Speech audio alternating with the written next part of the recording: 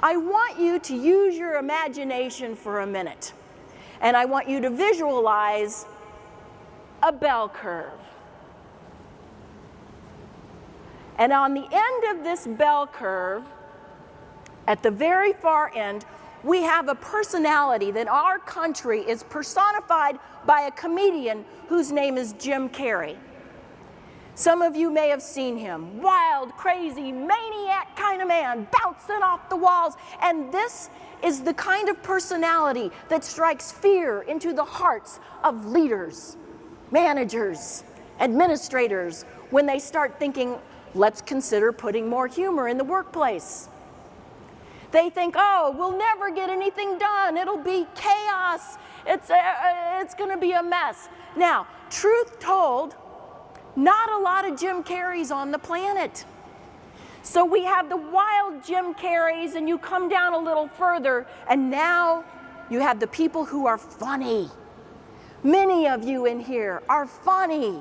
People gravitate toward you. It's a wonderful skill, but it's not that important. It's more important to see funny than be funny. You come a little further down, you've got the Jim Carreys, you've got the funny people, and now you have the people who are amusing. They don't make anybody else laugh, but they crack themselves up all the time. They think, I'm so funny. No, you're not. But on the scale, I think actually this is probably the best place to be.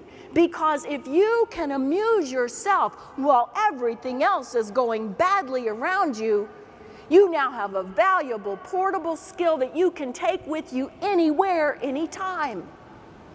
You come down a little further, the maniacs, the funny, the amusing, and now you have the people who are interesting. Good trait, wealth of information, just not that fun.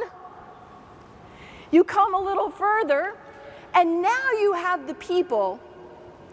It's not that they don't appreciate humor.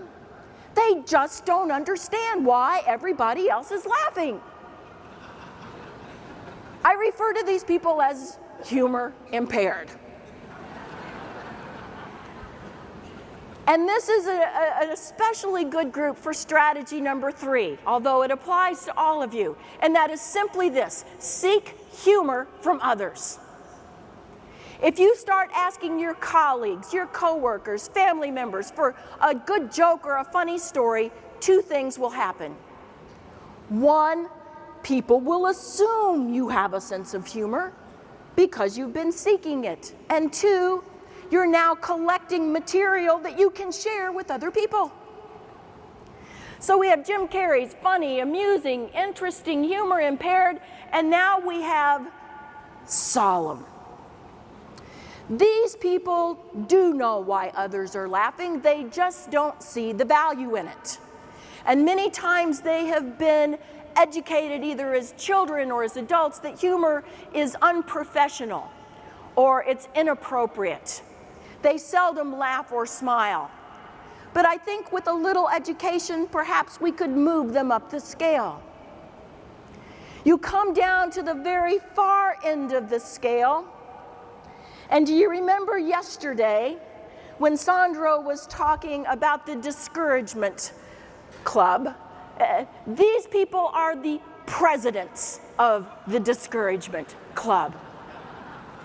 Not only do they not appreciate humor, they punish others for using it. I refer to them as oxygen suckers. You know who they are, you've seen them in the hallway, you try to be polite, you say, hey, how you doing? And then you would give a $100 bill to take that question back.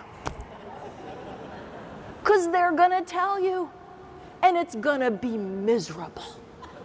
Wah, wah, wah, awful. Wah, wah, wah, my life is terrible. Wah, wah, wah, my life is miserable. And by the time they get done telling you about how miserable they are, and they finally move on, you feel like a discarded Kleenex tossed to the floor.